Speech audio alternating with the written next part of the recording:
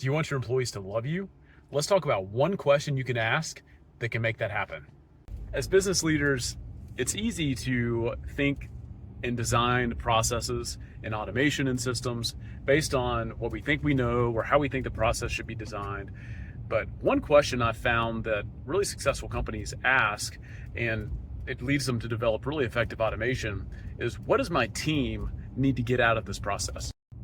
Building the process and really the automation around it with this goal in mind can be transformative. It can improve adoption. It can improve the overall value that the employee gets from the system and the overall value they produce while going through their process. One item that comes up pretty commonly within CRM implementations is the need to build a quote document. Teams are doing this manually, and even if they already have Salesforce or already have HubSpot, they're building this manually.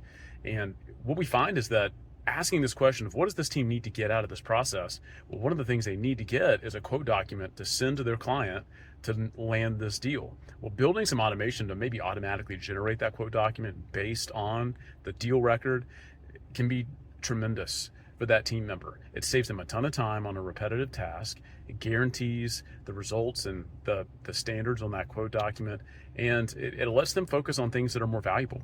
It lets them spend their time, less time building documentation and more time selling. As with anything, when you build automation, you want to leave room for the human element. So I'm not saying completely standardize and lock down all quoting processes or anything like that. Leave room for the human element. And that's what we would recommend on this as well. But it can be a powerful tool to really elevate your team's overall performance. So that's the one question you can ask that will make your team love you. If you think about their perspective and what does my team need to get out of this process when building automation, you're going to end up with some great ideas and some things that are really going to help your team move the needle for themselves and for the business. If you liked this and you want to know more information and want to dive deeper, we've got an article that I'll post in the comments here that will dive deeper into this subject of automation and how to build really powerful automation for your business. Check that out and let me know your thoughts.